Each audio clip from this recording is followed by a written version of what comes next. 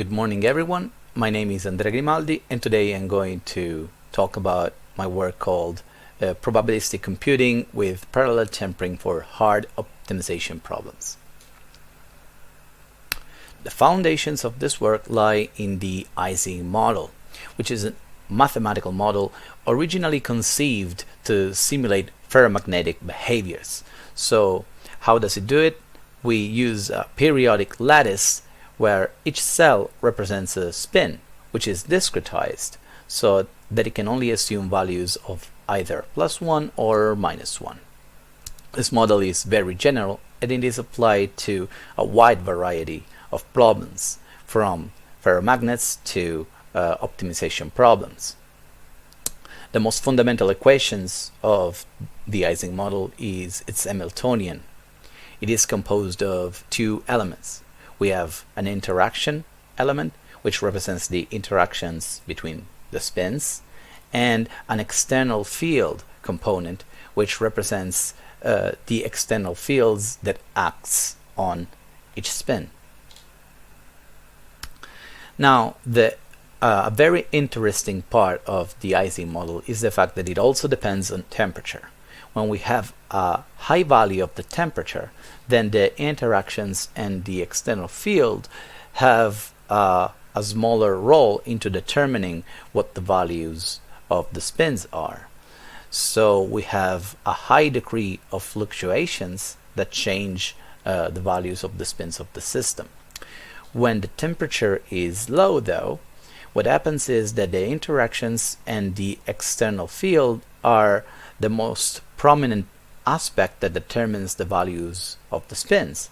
So the system kind of freezes up and the spins don't change anymore. Here we can see an example of this because this is a quench of an Ising system. We start with a high value of the temperature that is very chaotic, and then we gradually lower the temperature until we see a lot of clusters forming, and the state of the system doesn't change anymore as it kind of froze up. Now, stochastic applications of the Ising model are called Ising machines, and these are the ones that we are going to focus on now. How do we map a problem so that an Ising machine can try to solve it?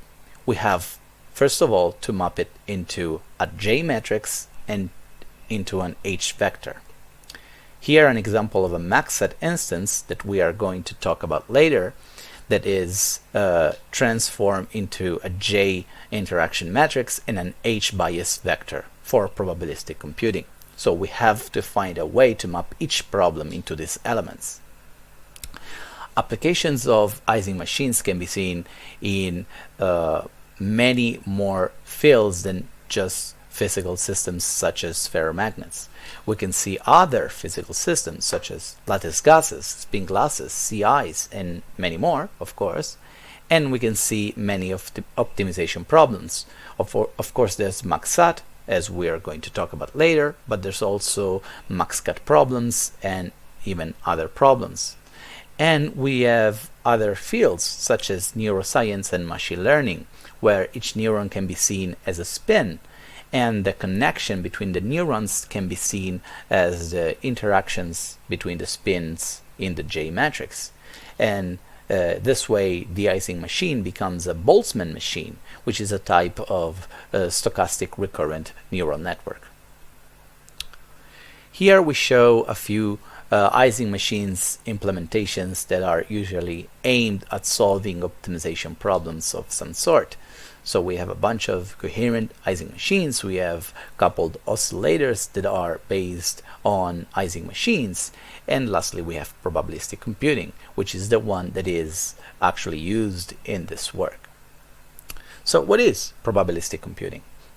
Probabilistic computing is a paradigm that was conceived in the 80s, probably even before. And here we can see a quote from a paper of Richard Feynman, where he theorizes that to simulate phenomena that are probabilistic in nature, we could need a computer that is probabilistic as well. So, what is the base unit of probabilistic computing?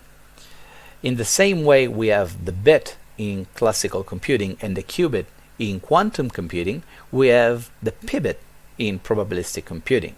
So the bit is either 0 or 1. The qubit is a superposition of the two states, and the pibit is something that fluctuates between the two states.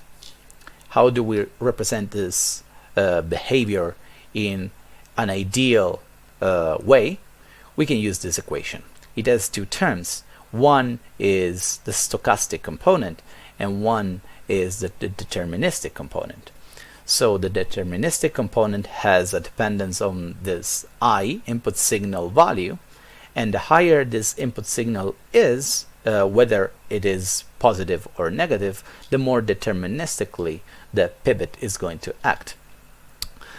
Now our research group has approached these two problems with probabilistic computing, factorization, and MACSAT, but we are also currently moving toward integer and linear programming and probably many more in the future. To explain how probabilistic computing works, we can start with an example with the AND gate, which is one of, if not the most fundamental logic gate. So this is, of course, the truth table of the AND gate.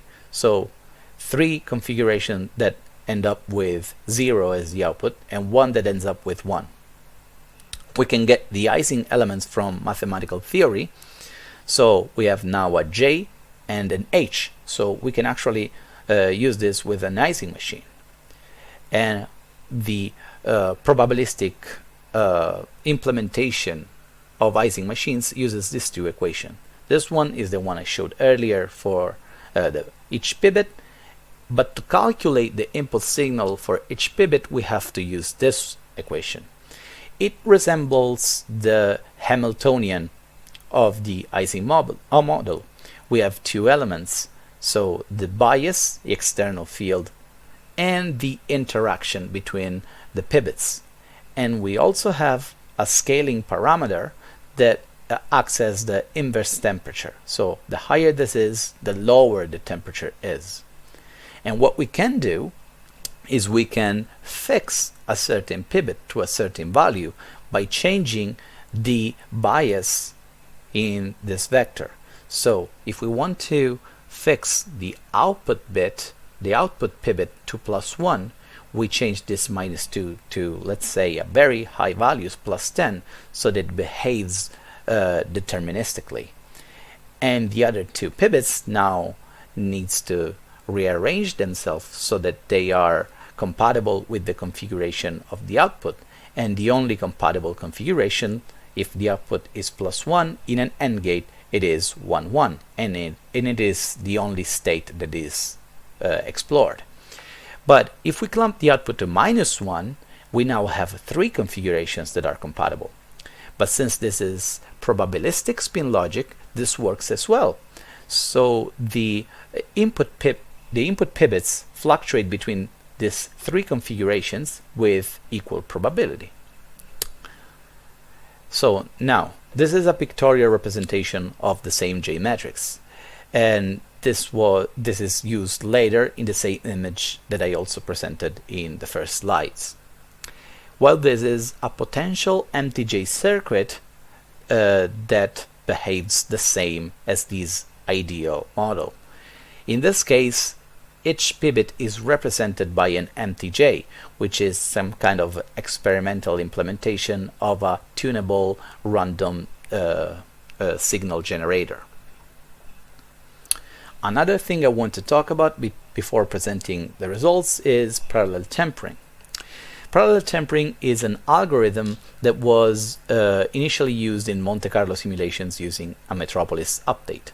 It was used because simulated annealing, which is the most popular algorithm that consists in just starting with a high value of the temperature and slowly lowering it, had problems when the energy landscape was very complicated, since if the system gets stuck somewhere along the line and the temperature decreases too much, then it becomes very difficult for the system to get unstuck and get to the actual absolute minimum of the energy landscape. Parallel tempering works this way. We have several replicas of our system, all run at a certain fixed temperature that ranges from high values to low values. And each iteration, replicas can switch states with a certain probability. And now we have high temperature replicas that acts as a diversification element and explore a lot of states and avoid getting stuck, while low temperature replicas acts as an intensification element and are very good at getting to local minimum. And with this configuration, it is very difficult to remain stuck indefinitely. We implemented this in probabilistic computing with the only difference that our implementation of PT is slightly more deterministical. So we have several replicas of the system, but if a high temperature replicas ever gets to a better state than a low temperature one, they switch state so that the low temperature replica can improve on that and hopefully get to the minimum. So a few results.